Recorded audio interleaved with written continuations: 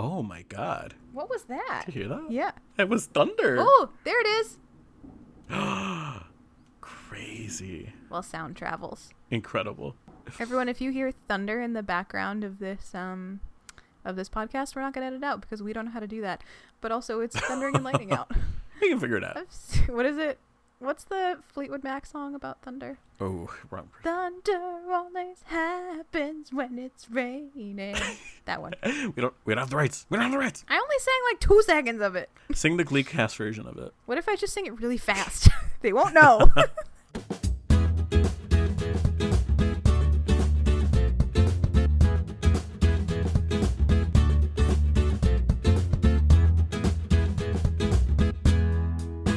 Hello, friends. Welcome back to the Fic List. Welcome back to the Fic List. We are the same people we were 7 minutes ago. Very little has changed. If you're coming from directly from the last episode, you know what's happening. Yep. If there's 2 weeks between the previous episode and right now, it's only going to get weirder. So, buckle in, friendos. Here's your disclaimer. Hello, Alan. Hi, Erin. How we doing? I'm hot. Yes, you are. Because, well, okay, stop it. But also, like, it is legitimately toasty in my apartment because I have to turn the AC off to record. And my apartment without AC is like a nice little brick oven because it was built in the 40s. And I'm sure there's a whole bunch of fucking asbestos in the walls somewhere. But it's very, very, very warm. So it's fun. So just so you all can appreciate the sacrifices we make for you. Yeah. Mm-hmm. I shouldn't complain. It could be a lot worse. Sure. It's fine. But that doesn't I have an AC unit. But that doesn't negate, how you're feeling. Yeah, that's true. Thanks, Alan. Of course. Okay. Anyway, how are you doing, buddy? In the last 3 minutes since I last saw you. I'm getting very hungry. Oh, and so I am excited to eat dinner whenever we finish recording. Yes. Because this episode is recorded via Skype, which is very exciting. What are you planning on eating since I am not feeding you currently? Whatever DoorDash brings quickest to my door. I do understand. I am currently on a bit of a spending freeze. I have to Good stop for you. because I have enough food in my house, and you got to stop, Erin. So I think it's gonna be a scrambled eggs kind of night. That's awesome. Because I can't turn on my oven. Yeah, I feel that. So. I don't like. I have 3 roommates, and every now and then we share a very small fridge, which means that I can't buy a lot of stuff. Yeah. So that's frustrating, but also fine, I guess. I mean, I've lived with it for 2 years, and it's been chill. But that just means that I end up ordering food a lot more than I probably should. Yeah. I used to have the same problem when I had roommates, and then I moved into my apartment, and I'm the only person here, and my fridge is one of the quote-unquote apartment-sized fridges. It's not even a full-size fridge. And I was like, all around me are familiar faces. Because I cook like crazy. You do. I love cooking. Well, I don't love cooking in the summer because it's too warm, but I really love having like bulk meals and just like making one pot of something that will last like 5 days, and it's great. So to have a teeny tiny little fridge after all that, I was like, no. But it is what it is. It's okay. The fan fictions that we are discussing today have nothing to do with housing other than the fact that people in the fics live in houses that require the services of refrigerators. No. I got stuck on the fridge. Firefighters. Yes, it's firefighters here on it's AU week. That was not a good segue. That was a profoundly bad segue. We warned people. This is what you all are getting. True. All right. So yes, it is AU week, and we are talking about Firefighter AUs because it came to us when we were picking tags, and I was like, it's hot. We should talk about firefighters who are also hot and also fire. Yep. That was the thought process. Loved it. So smart. Much brilliant. Can I say, I feel like I had the experience you had last episode with time loops, where I was depressed at so much of the firefighter fics I was reading, I was like, why is everything so sad? Wow. It was so intense. We had very different experiences. We did. Because I was like, hunky firefighters. Climb ladder to me. That was like my whole thought process. But also I had a fic already in mind. Like I this one was in my back pocket, so I like didn't have to go looking. Good for you. Yeah. So maybe I would feel differently if I had to like go find a thing. But a lot of the firefighter fics I read, which I do tend to just sort of stumble across them, and I do enjoy them heartily when I do, they tend to be a lot of like, I rescued your cat from a tree. Yeah. I did read a lot of those too. Here's my other thing. Yeah. I found myself... Listen, no one was more shocked than I when I got tired of all of the like hunky firefighter like tropes. Like the more I read about them, the less I cared. I was like, oh, there it is again. Yeah, and I don't know if it's like, wow. I don't know if it's because my brain has been mush for all of Pride Month, or if it's just that I wasn't in the space to read them. But everything I read, I swear to you, I was like, I've read this one before. I've read it. I don't need it. I'm making myself laugh, and I have to tell you why, because I was going to be like, that's homophobic. I was like, don't say it, and then I started laughing. Yeah, it was. Yeah, I was like, what are you talking about? It's so funny. And that makes no sense. It's fine. That is interesting, though, that you were like, nah, I'm out. Yeah. I was I was on the truck. I was good. you were. That's really funny. It's like, great. I love that. Mm-hmm. It was like, please, bridal carry me wherever I need to go. It's fine. Let's do it. I'm on board. I love that for you. We did have very different experiences. We surely did. Fascinating. We surely did. That's okay. We're allowed to have different. We can hold two truths at once. And in fact, listeners, I think that's more of a benefit for you. Two totally different points of views. You know? Yeah, it'll make for a better episode. She says, entirely unsure if that's true.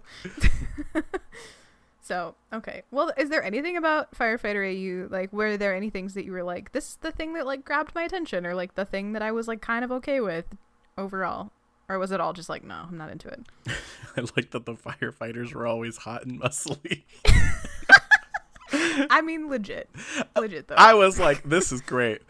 I think I like the idea of firefighter role play. I don't know that I would like want to date a firefighter. I don't know that I have the constitution for that. Yeah, I think it is fair to say that firefighters inhabit a space that is very dangerous in real life, and like, again, fantasy being much more appealing than reality in certain ways. Mm-hmm. Like, I'm sure there are many lovely firefighters, but they have to contend with a very real part of their lives, which is that they put themselves in great danger constantly. Like, that is their job. Yeah.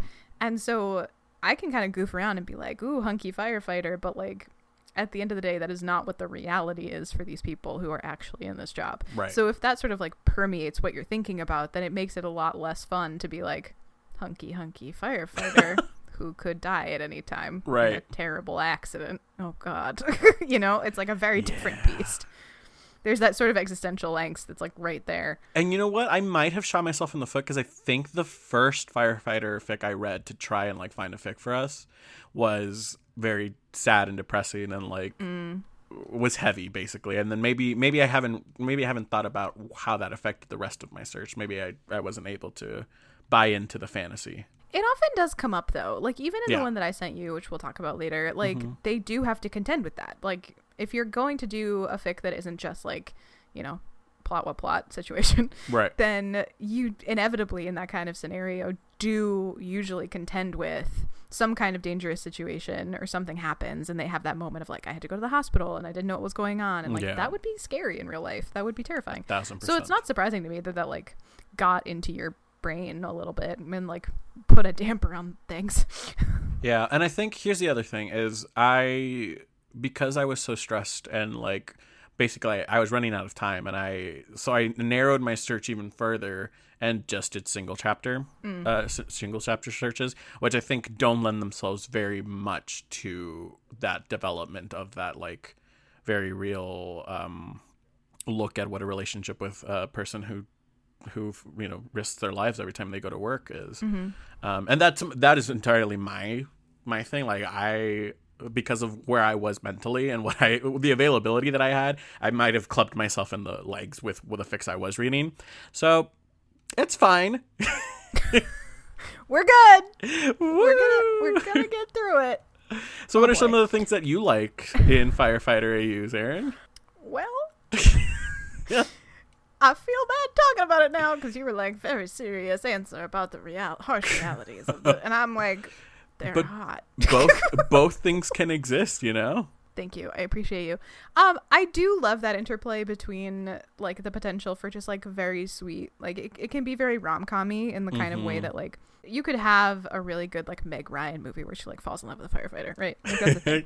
Yep. But there's also that opportunity for like actual moments of like high drama and conflict and that kind of stuff, which I think is really great. So I love that interplay, and like it's like vampires. There's just something inherently attractive. Yeah.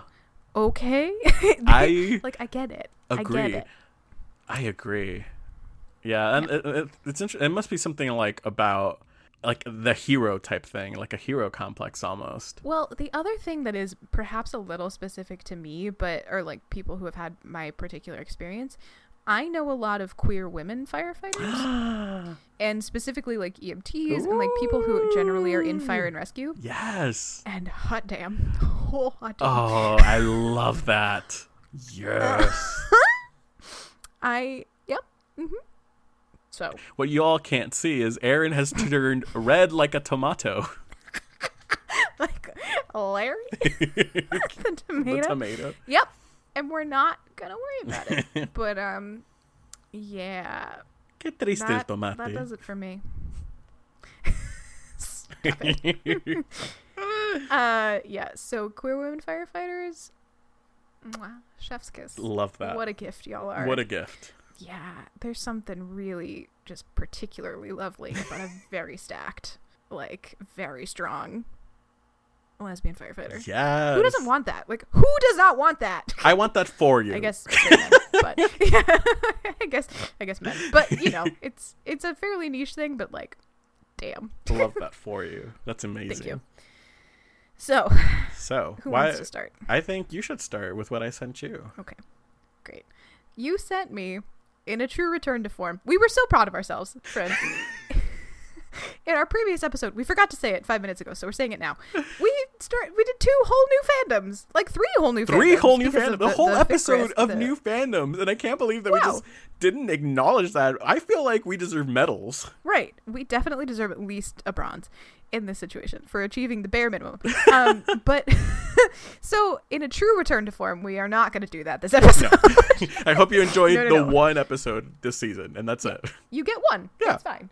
So the fic that you sent me is a Teen Wolf fic. It is Derek Hale and Styles Stalinsky. It sure is. Yep. And it's called Shots Fired. Yep. By author Kits_Lightning. And the summary says, "Shut up." He clicked his radio on. You're going to have to help me with this name. Mahilani? Yes. Okay, I'm going to say it with the caveat that somebody might be able to correct me on this, and I apologize if I'm butchering it. This is Mahilani. I need an ambulance at my 20. Officer down. I repeat, officer down. I need an ambulance. The coldness in Styles' arm was replaced by pain when Danny put all of his weight on it. Wow, Jackson rubbed off on you in a negative way, he joked through gritted teeth.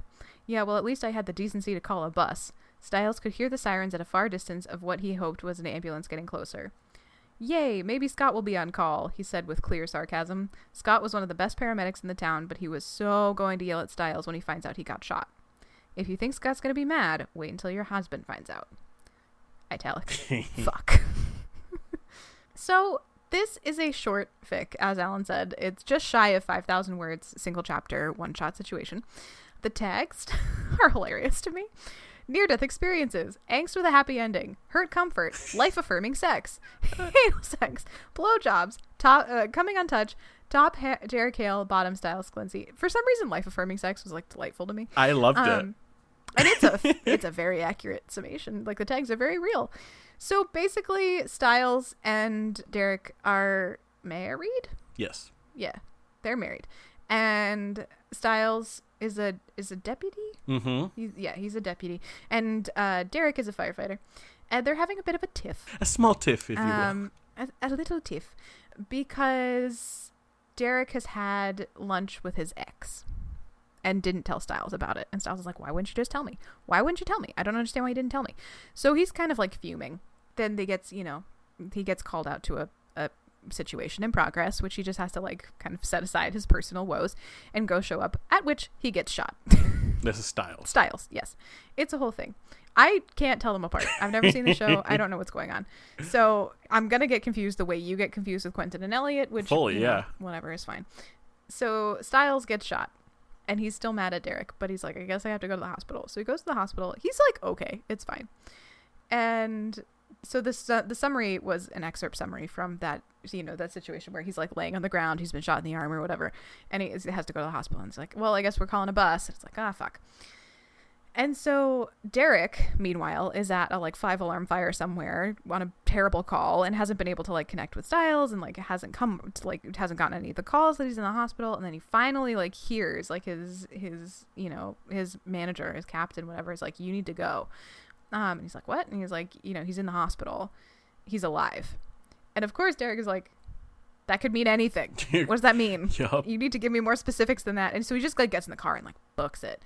So he gets there, and they have to like talk through being like Styles is like, Yeah, because part of the thing here is that when Styles approached Derek about this, so they're working separate, very different time schedules, I think, right now, where usually they don't. I think Derek is like on the night shift when usually he's on the day shift or something of that sort. Yeah, they're working at odds. Yeah, he gets home and he's exhausted, and Styles brings up the fact that he had lunch with his ex, and he's upset about that, about why Derek wouldn't just tell him. And Derek basically says nope, turns around and goes sleeps in the fire station. Basically, he's like, I'm not dealing with that, I'm too tired. And he goes and basically hasn't spoken to Styles in like 36 hours or something like that. Yeah, it's been a long time since they talked to each other. Yeah, and so now with Styles being shot, and Derek is panicking, it's really making Derek think about like, oh, I can't take that for granted, even if we have fights and stuff like that. Yeah, 100%. So he goes to the hospital, and they talk it out. And then he takes him home. Yep. And then they have life-affirming sex. And that's the fic. Dun.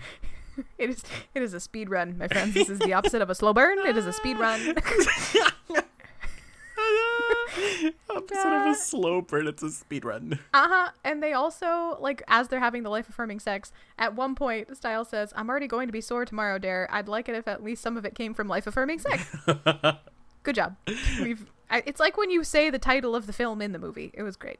I also love the, like, how there's that, pardon my French, but there's that, like, term hate fucking. Yes. I love this version That's of it. what you were, like, a little, like... I'm gonna like preface this with my.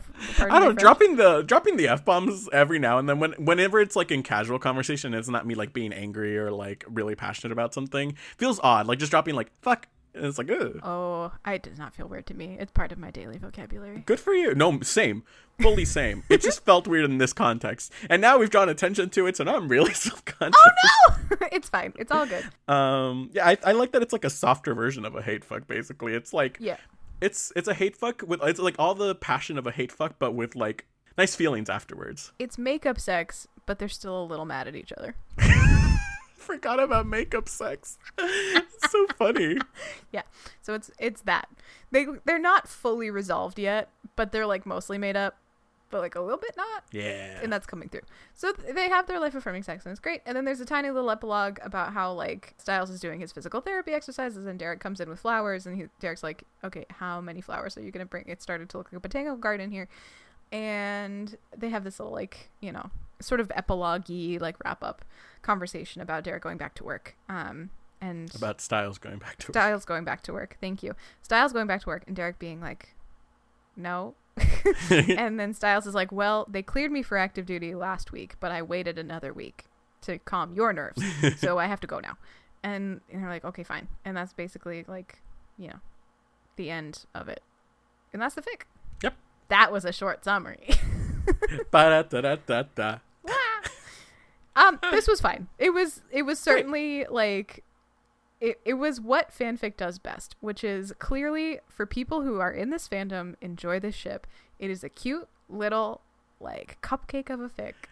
And they were like, yep, I'm on board. This is great. My one complaint is that it's not really a Firefighter AU. Like, it's not even mostly about one character over the other. Like, Derek happens to be a firefighter, but it's only referenced insofar as like both of them have dangerous jobs. Mm-hmm. So that's sort of like Sure. how it's used. They don't go too deep into like his like being a firefighter, like making it a thing. Yeah, like there's not a lot of firefighter mechanics in the Right. film. Yeah. The film. In the film.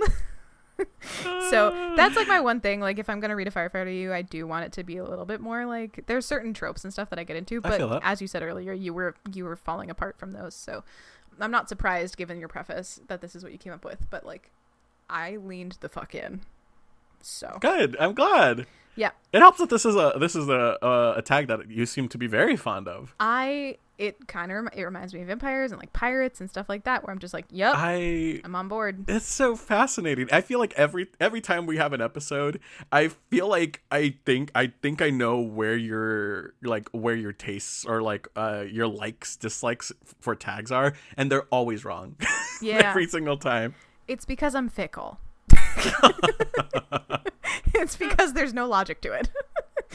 I love that about you. Yeah. So I think I tend to go for AUs that are not too complicated, right? Like there's the potential for there to be like a lot of world building, but there isn't a whole lot of sort of like, there's some element of familiarity to it. Like I know firefighters, I understand pirates, like vampires are a common enough thing in storytelling that like it makes sense. I see. So there's some sort of like okay. base layer of understanding there, as opposed to things with like, you know, soulmates or ABO, like that doesn't exist in the real world. So you always have to construct some kind of alternate reality. Right, and having to buy into like whatever the mechanics of that Yeah. are. And I have to like, there's more of a like jump to get to those mechanics.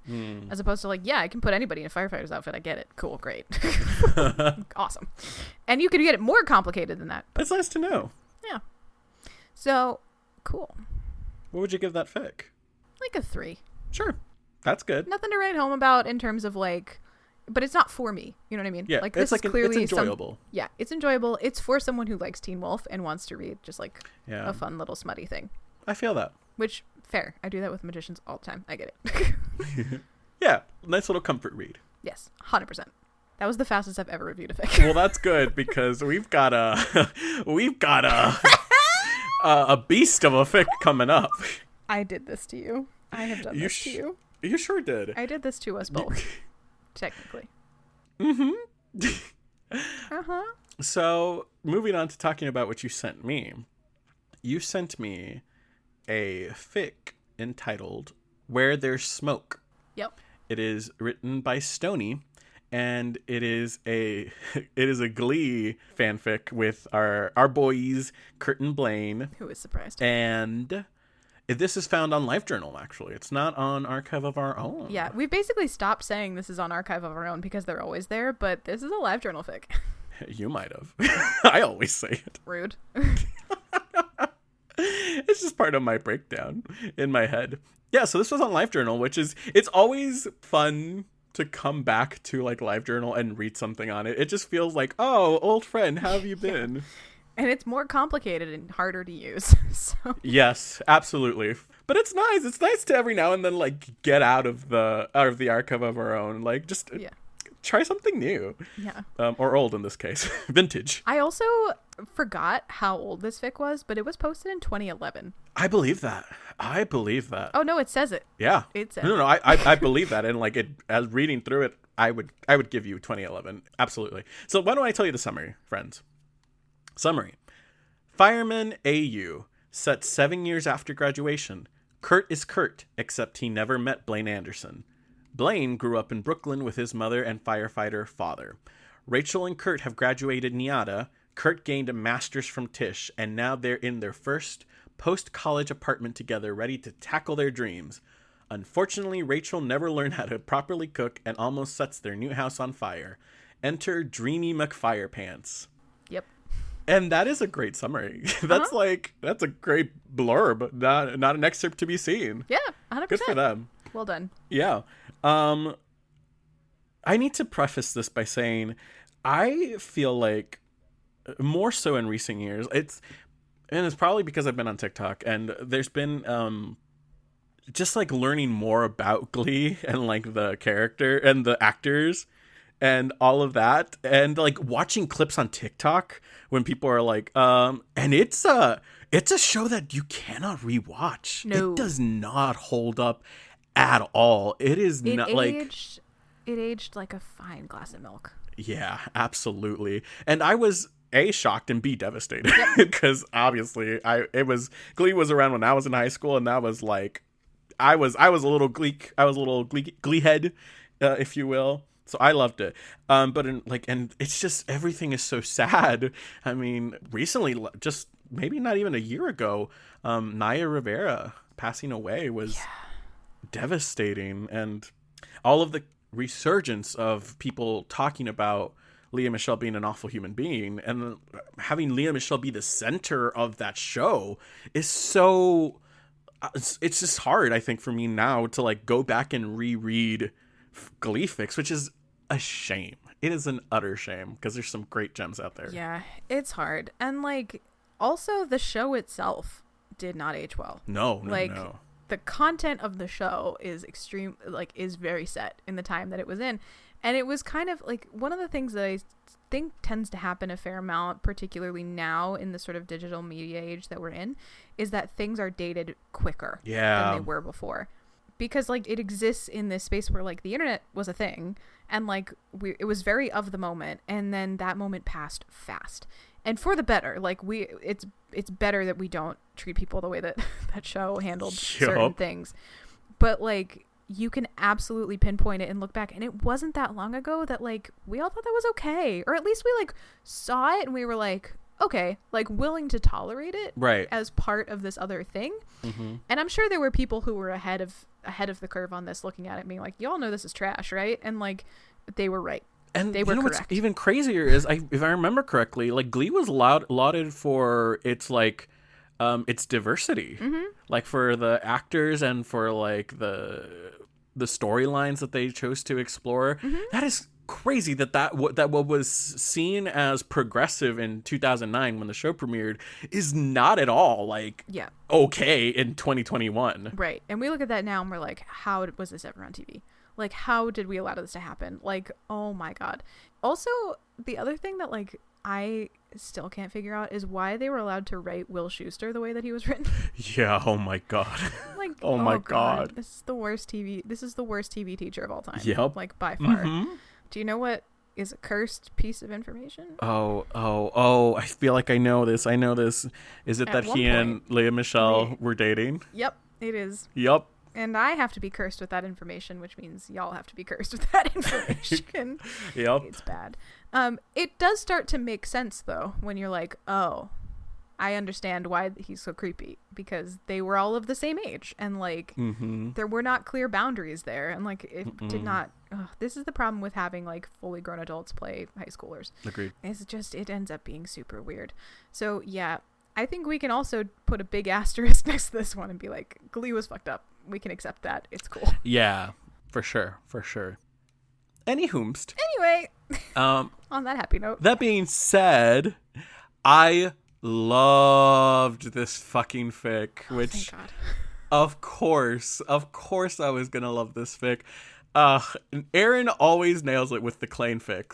Like, I don't know how she does it, but it's great. I've had a decade good. To curate. That's how. So, going into the summary, the fic starts off basically with what the summary says. Rachel and Kurt have just moved in to their new apartment in Brooklyn, and it's like also like anyway, I'm just like, I feel like you wouldn't be able to. I don't think you can afford to just live in a place like that with just two people. But anywho's, suspension of disbelief. Yeah, it's a fanfic. If that's the most unbelievable part of your fanfic, you're doing something wrong. So Rachel and Kurt have just moved into their new apartment in Brooklyn, and to christen it, Rachel wants to cook their first meal. Like, she wants to break in the oven. Cut to her burning the tofu that she was trying to blacken, according to her. She was trying to flambe some tofu, and it all went up in flames. And the apartment is full of smoke, and they don't have a fire extinguisher because they don't have one. They just moved in, and Kurt's like, I haven't unpacked the fucking baking soda. Oh, God. So they call the firefighters. They come in, basically like shoot the fucking pan with the fire extinguisher, and they're like, all right, just let it air out, it'll be out soon. It'll be fine. The smoke will be gone soon. And Kurt meets one Captain Blaine Anderson and makes a complete fool of himself trying to flirt because he's like, this guy's hot, as one does. As one does. And Blaine is not totally unreceptive to it. And Rachel has been flirting with another firefighter named David, who presumably is a character that I am not aware of or don't. I believe he is a minor warbler, if I remember correctly. Is he a warbler? I think Nice. he's a warbler. Nice. So Rachel's taken by this minor warbler. Like she's flirting it up too, and she's like, "Oh, and how would we like? What is your like squad number so that we can like find you and thank you with some cookies or something?" And Blaine like leans out of the window as they're driving by and gives them the number and the squad number and says, "And the boys really like oatmeal raisin cookies," and like winks at Kurt. And so Rachel's like, "Get it in." Do it. Do him. Do it. Do him. So they make cookies, and then literally within 24 hours, because I think Rachel was like, we have to get him while he's still on shift. They go to the firehouse and with cookies, homemade cookies, and Rachel's flirting it up with David, and David says, "Oh, well, the captain's sleeping. You know, we just came off a really long shift, so, but I know he'll appreciate the cookies." And Kurt's like, "Oh, so I was freaking out about coming here for nothing. It's chill." And he's like, "All right, I'm gonna go. I'm gonna leave you two lovebirds." And as he's walking out, he bumps into Blaine, who has like sleepy hair, sleepy face, and is like, "Cookies?" Yep, exactly my feelings. Here's the thing. I am not particularly interested in men anymore. That's like a thing. Good for you. There is a place in my heart for sleepy boys. Oh my God, so cute. There's something about it. It's like the softness of it, maybe. Yeah, it's like, I don't know. It's like getting to see people when they're like, I don't want to say like vulnerable, but like when they are just like starting up. There's a vulnerability there, an intimacy that you're like, oh. Yeah. 100%. It's endearing, yeah. It is. It's profoundly endearing. So that happens, and Kurt's like, "Hi, I made you cookies, bye," and runs out the door. And Blaine, I think he gets to see Blaine try one, and Blaine's like moaning around, and like, "Oh, it's so good," and Kurt's like, "I have to go." So either later that night or the next day, shortly after, Rachel gets home and is like, "Hey, we're going to karaoke night with these firefighters. Get dressed." And Kurt's like, "Oh, I don't think so. I don't think that's really the scene for me." And Rachel's like, "We're going. Put on your fucking clothes." And so they go to karaoke night, and Kurt is like very decidedly like, "I don't care. I'm not here. I'm here to chaperone Rachel. I'm not here to like possibly see the captain. I'm not here for that." Blaine is not there. And he's like, "Oh, bummer." And so he's sitting at the bar by himself while Rachel is flirting it up with David, and it's karaoke night. So of course Rachel Berry's on the stage the whole fucking night. Of course. And Kurt meets Wes, who is a firefighter in the same like squadron, and they have a really good conversation. And Wes like mentions that his girlfriend is like a buyer for this very fancy boutique, and Kurt is like, "Oh, absolutely, I will make friends with this person so that I can get the discount." But Wes is also like a nice guy, so it all works out. And throughout their conversation, like Wes is trying to like get information from Kurt about what he thought of Blaine and stuff. And Kurt has been being very coy and like trying not to appear desperate, basically, because he was very embarrassed about how he acted on the first day. And Wes is saying all these things like, "Oh, you know, he won't stop talking about your cookies and all this stuff." And Kurt is like, "Oh, well, that's nice." And Wes is texting the whole evening.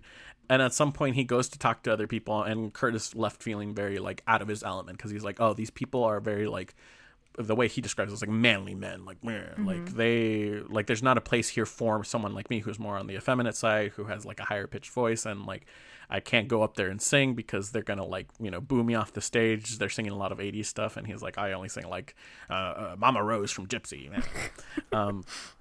And so he's about to take off. He's like, "All right, I'm done." And he's walking out the door when someone grabs him by the arm, and who could it be but our dear Captain Blaine Anderson?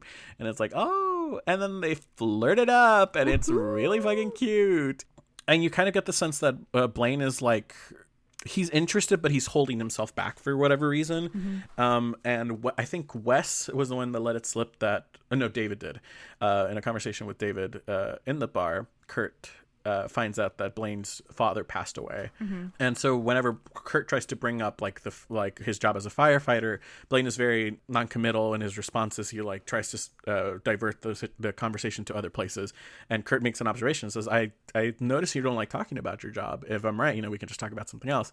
And so Blaine very like obviously changes the subject, and Kurt is like, all right, signals received. Yeah, got it. Yeah, and they're having this really good conversation, and then this older gentleman named Bill comes up and like claps Blaine on the shoulder, and Blaine like immediately all the flirtatious like energy leaves his body, and he's like ramrod straight and no nonsense, basically goes into captain mode. And Bill's like, can we talk? And so they go outside and talk, and Kurt is waiting for like 10 minutes, and he has these minutes to like ponder and think, and he's like, oh, so he's not out to like the firefighters, and I can't do that. I can't be in another relationship with a guy who is ashamed of themselves and therefore ashamed of, our love. So I'm not going to do that to myself. And so he's leaving again. And as he's leaving, Blaine is coming in, and he's like, oh, you're leaving. And Kurt basically has to be like, listen, if you're not out, then, that's fine. But I just can't do that. And Blaine is like, oh, no, people know about me being gay. And Kurt said, oh, well then. And great. Yep. And then they have this awkward moment like at the entrance of the bar where Blaine is like, what does he say? Do you know bittersweet? And Kurt takes it literally, and he's like, oh, I'm familiar with bittersweet. That's like my middle name. And Blaine is like, what? Yeah. And then Kurt says, wait, what are you talking about? And Blaine says, oh, a coffee shop like a block down. Kurt's like, I'm dumb. It's fine. Yep, exactly. And says, if you want to show me around, give me a tour sometime, then, I'd be down. And Blaine is like, yes, I would very much like that. And so Kurt leaves like feeling on cloud nine, gets home, and is devastated to remember that he didn't give Blaine his phone number and thus giving him no way to like contact him. Fast forward to the next day. He's bemoaning this to Rachel, and Rachel's like, I can just give your number to David to give to Blaine. And Kurt is like, no, he has to. He's basically saying Blaine has to like pitch, he has to ask me out or do something, because I feel like I'm the one who's been showing all this interest and like showing the stuff, and I feel like he's holding back. So I want him to figure it out. Cut to a few days later, and Kurt has had an awful day at work. He's working as a costumer at like a theater company for like this. It almost seems like an opera type thing where like there's this diva who is like a genuine bitch to everyone. You have gotten a little bit self-conscious about your swearing, haven't you? A little bit. I don't know where it came from, but here we are. She's a bitch. Oh no, Erin! Yeah, she's a real bitch to everyone. And so Kurt is just like not taking it anymore. And he like tells her off and storms out of the theater. And he, in his bad mood, doesn't realize that he got off the subway stop too early. And so he's like, oh, fuck, now I have to walk like an extra 20 minutes to get home. And so he's walking, and he stops at a bodega to like get a snack or something, or get dinner. He's like, I'm not cooking. I just need to eat. And so he stops, and who does he see there but our friend Captain Blaine Anderson? And they have this whole cute like fumbling moment where Blaine is like, oh, I love the chicken enchiladas here from this bodega. And Kurt is eating has the wrapper of the bar he's about to eat in his mouth, and Blaine is like, oh, you can't eat those. And Kurt's like, oh, I heard that they're great and they have essential like minerals or whatever. It's really cute, really funny. Basically, Blaine asks for Kurt's number, and thus starts a courtship. Blaine and Kurt going on dates. They get to go, and like Blaine takes Kurt out and like shows him around the neighborhood and all the best spots. They get dinner, and they start to get to know each other some more. And throughout these dates, Kurt gets to know more about Blaine, including the fact that Blaine's father died while doing his duty as a firefighter. And Blaine is also very young. He's 26, and he's captain of this firehouse, which makes him very self-conscious and like feel like he doesn't feel like he deserves it, basically. So Kurt is having fun, and he really wants to be in a relationship with Blaine, but is scared of the firefighter aspect of it, obviously, and not knowing, what's going to happen there. And so Kurt is now Kurt is very actively trying to not get swept up in the emotion of things and like the whole honeymoon phase. He's being very methodical about it because he is no stranger to loss, having lost his mother and having almost lost his father to a heart attack. And he just doesn't want to go through that and all of this stuff. And it's increasingly more obvious that Blaine is absolutely fucking smitten with Kurt and just wants to be with him, but Kurt is like, I don't know. And at some point you find out that, or Blaine shares with Kurt that his father was not a warm man, and he was always like pushing him and very disapproving of him because Blaine came out, and there was a part of that his dad just wasn't able to accept for whatever reason. And so they were on a call to a very dangerous place, and his dad always went with Blaine because in Blaine's dad's mind, Blaine couldn't do anything right, so he always had to be there to supervise. And it culminates in like the floor giving out and them falling, and Blaine seeing his dad like inside a burning building, knowing that he can't go in there. Like his dad can't move. I think he's like his legs are broken or something, and he's not. It's just hard to see and all of this stuff. Oh, and one thing I forgot is basically Blaine's dad calls him a slur right before the floor goes out because he's angry, and he's like saying we got to keep moving and stuff. And so there's all this like anger and rage and guilt because Blaine feels like he could have pulled his dad out, but obviously he couldn't have, because then 2 seconds later the building collapsed and he would have died too. So now Blaine has shared that with Kurt, and Kurt's like, oh my god, holy shit, yeah.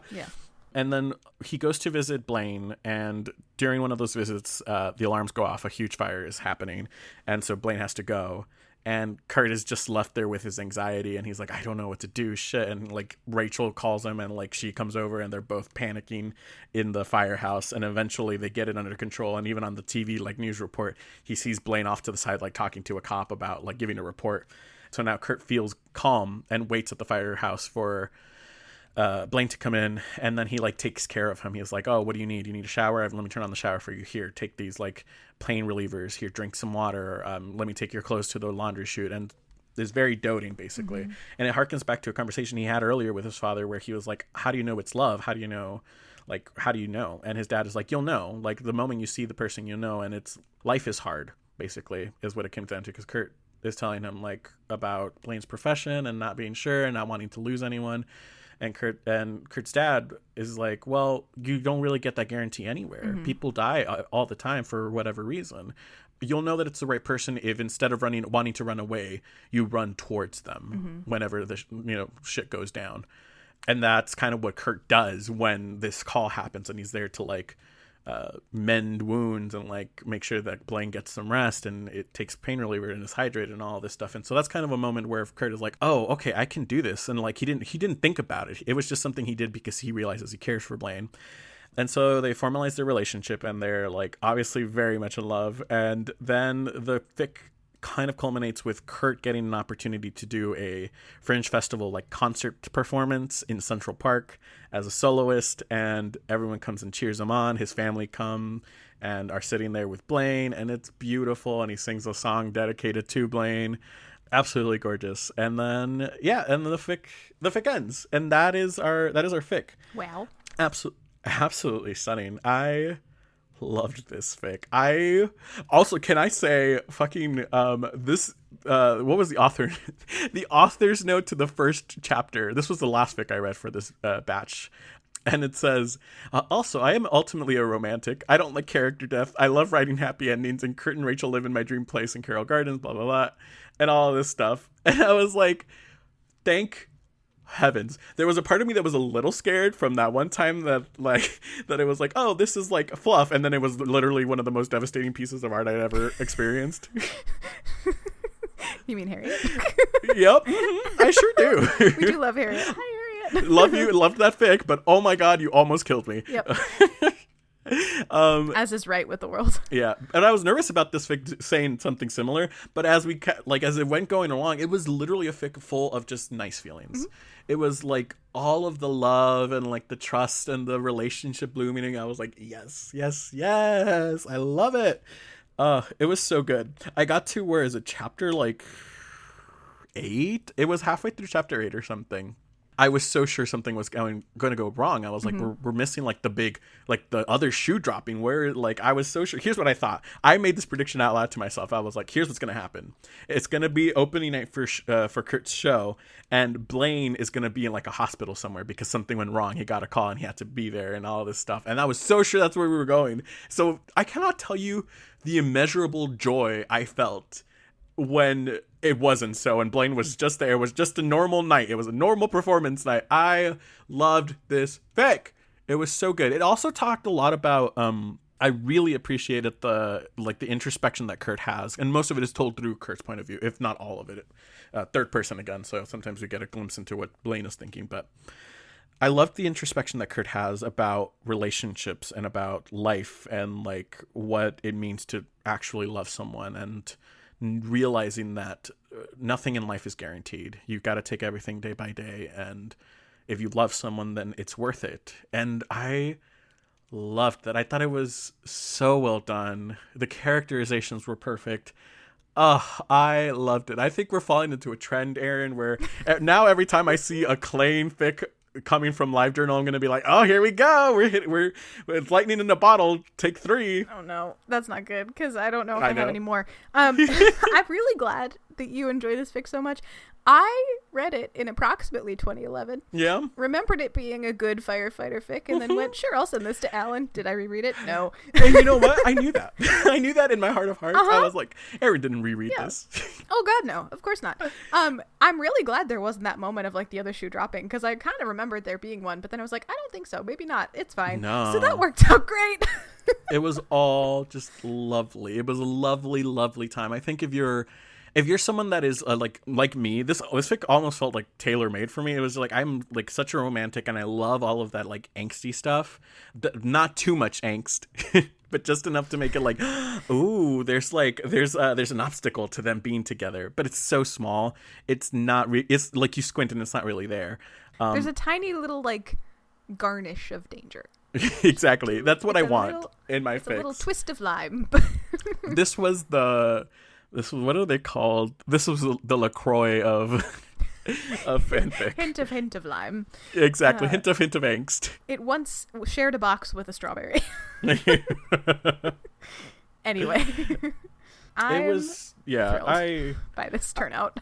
Yes, I loved it. It was also interesting. So the other fic that I'm referring to that lives in LiveJournal and is a Klain fic that Erin sent me and I absolutely adored was from our first season. I think it was our texting AU. Yep. And here, what was it? It was Little Numbers. It was Little Numbers, but I know it ain't easy.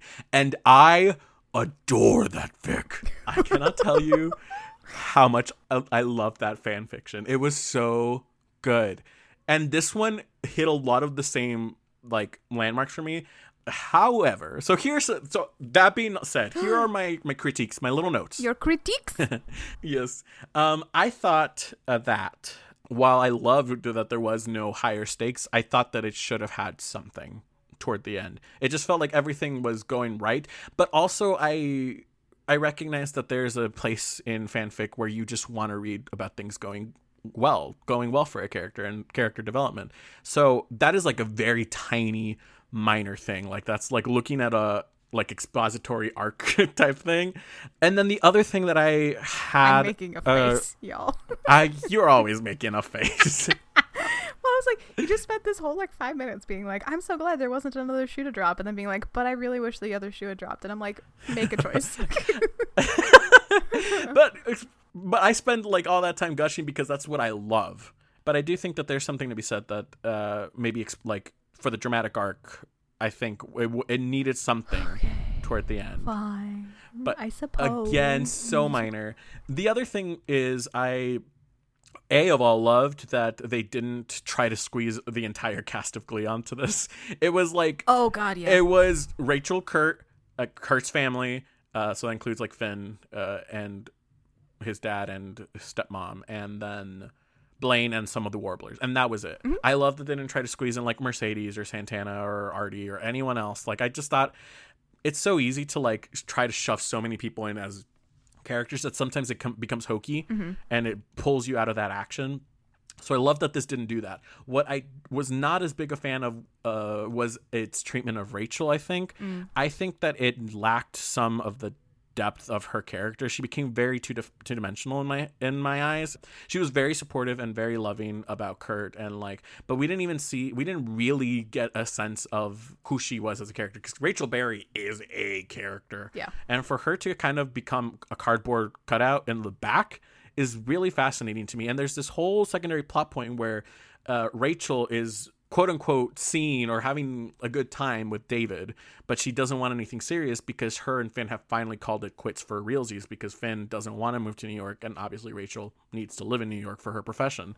And so I just felt like that wasn't fully explored, and I would have loved to have seen Rachel like have a moment where she was more humanized and like had desires and like about moving on or about doing something. And it just felt like it was literally a cardboard cutout of a person. But again, minor.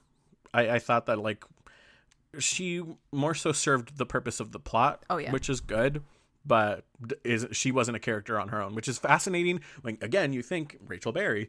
But I also think that because she's such a character in the show, I think it's easier to miss and make just like a caricature basically of someone. Yeah. This was not a caricature, to be clear. It's just lacked a little depth. Yeah. I think it rounded off a lot of her edges. Yeah. And that was a tendency in some of the Klain fics of the day, if I'm remembering correctly, because it's like, if you were writing a Klain fic and you wanted to really delve into their relationship, you didn't always have the time or the interest in like delving super deeply into all of Rachel's neuroses. Yeah. So it was sometimes a little easier to just make her like be slightly less present than she would have been otherwise. Yeah, I feel that. And I agree. Again, very minor things. You know that saying where like, oh, you know you're doing a really great job when I have to nitpick. So here are my nitpicks. And then the last thing is something that the author has no control over. It's just unfortunate. There's a lot of links to like specific versions of the song that like Kurt sings at in his final concert, or like pictures that show like, oh, this is what their apartment would look like, or this is the firehouse that I think of when they're here. That would in theory be really like, oh, the really great supplements, and like really helps run out a story, makes it more like interactive in a way for me. All of those links are dead. Again, not something Oh no. not something that the author can control. At the time of them writing it, I'm sure they were there. Unfortunately, they're no longer there.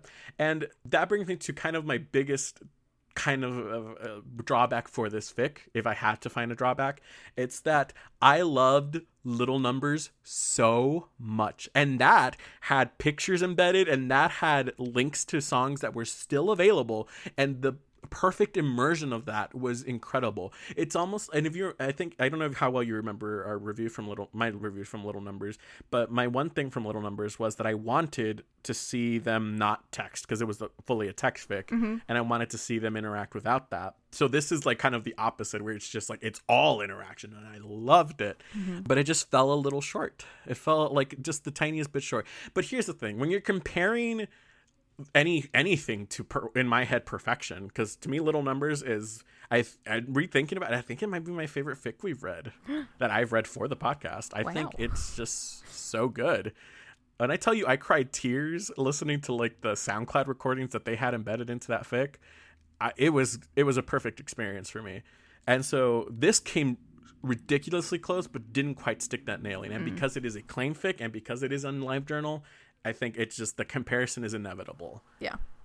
And that being said, oh, sorry, no, go ahead. No, I was gonna say, and like, it's like almost not fair to do a comparison between fics when it's like we're talking about this one on under its own merit, is what I was trying to say. Yep.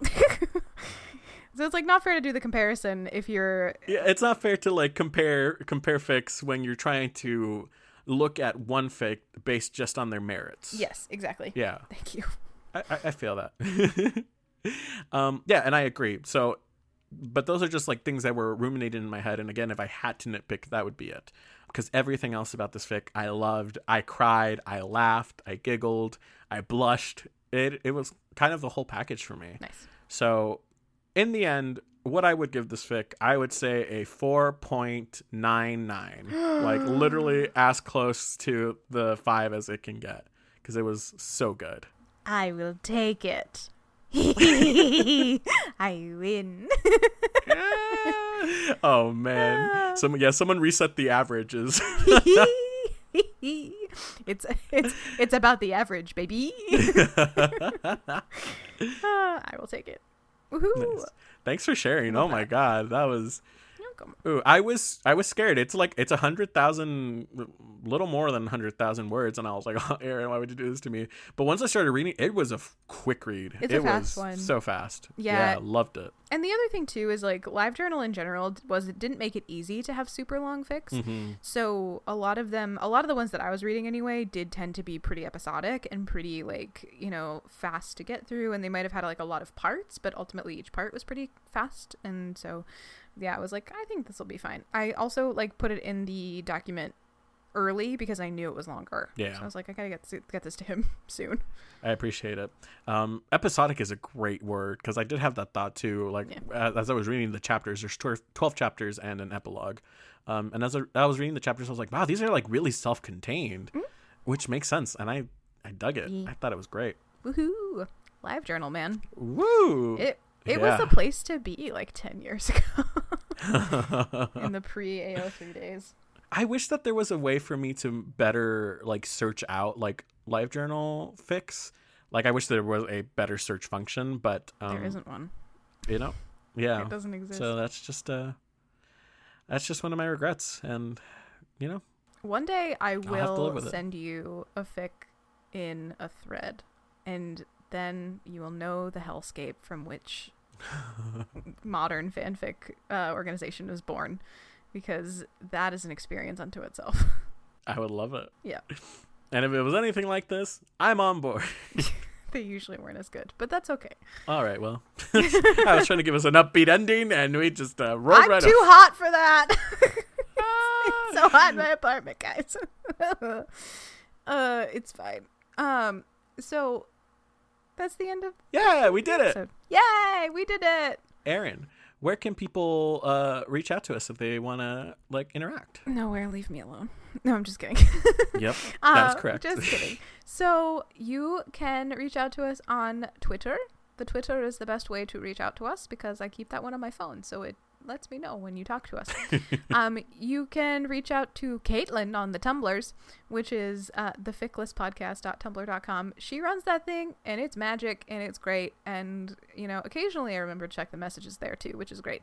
But Caitlin, that's her bag. She's awesome. And then the Instagram exists. It's not a great way to get in touch with us. It does exist. Don't reach out to us on Facebook. Just don't. We have the name of it, but no. We are on Apple Podcasts. We are on Spotify. We're on SoundCloud. We're on Podbean, maybe. I don't know. Amazon Podcast. Who knows? And anywhere I could feasibly put an RSS feed, we're there. So make sure to subscribe. Leave us a review on Apple.